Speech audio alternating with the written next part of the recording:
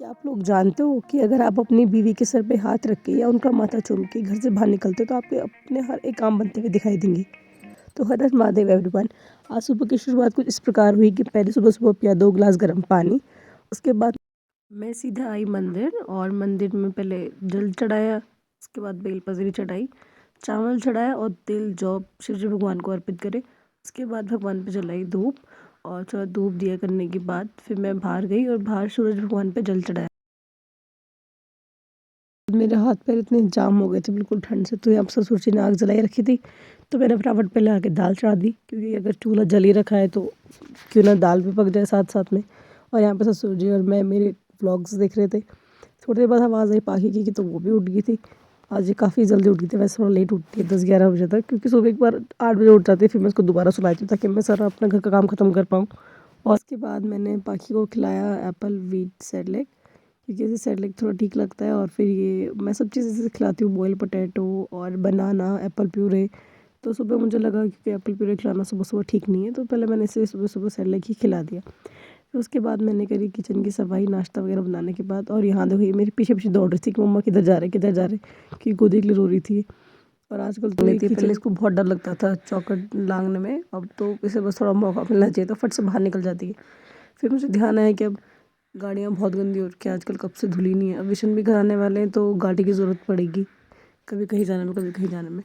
तो मैंने सोचा कि आज जब ज़्यादा कुछ काम है नहीं, कुछ एक्स्ट्रा कपड़े वगैरह, तो मैं गाड़ी धुल लेती हूँ। धुली अपनी ये वाली TVS जुपिटर।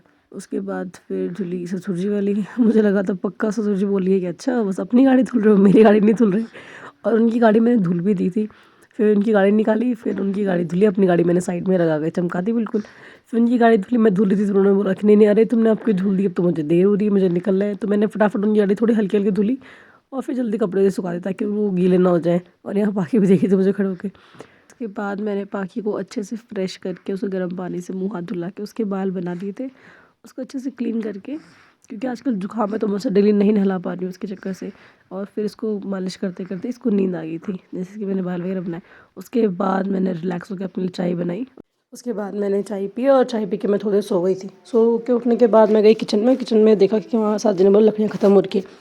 तो मैं गई नीचे लकड़ियाँ लेने, जहाँ पर हमारी पहले गाय बांधते थे। मतलब शादी से पहले गाय जब हुआ करती थी तब बांधते थे, क्योंकि शादी के बाद तो मैंने यहाँ पे गाय देखी भी नहीं है, ना ही कोई जानवर देखा।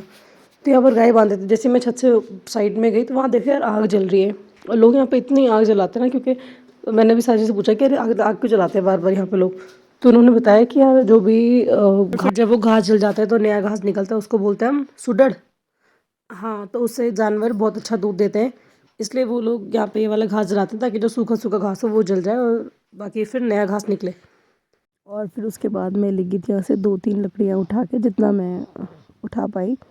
फिर उसके बाद मैं चली गई थी आज दूध लेने बहुत दिनों बाद, क्योंकि यार दिन भर घर में रह रह के बोर हो जाते हैं। भले ही घर बड़ा है, बहुत ज़्यादा स्पेस है, बट है तो गेट के अंदर ही हम लोग, तो बहुत बोर हो जाते हैं घर में। और बच्चे के साथ खैर टाइम नहीं लगता, बहुत बिजी शेड्यूल हो जाता है। उसके बाद जैसे मैं दूध लेके आई तो यहाँ पाखी गेट पे आ रखी थी मेरे को मिलने के लिए।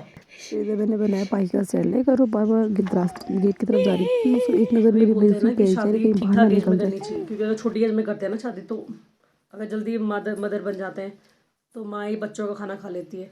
इसका सेरेलैक इतना टेस्टी होता है ना कि 1-2 चम्मच इसको देते हुए तो 1-2 चम्मच तो मैं ही खा लेती हूँ, इतना टेस्ट होता है। तो खाती नहीं है इतना, और मैं ही खा लेती हूँ ये लिक्विड तो नहीं, मैं सूखा रियल वाला सूखा, बट ये लिक्विड खाती है पर वो इतना टेस्टी होता है ना।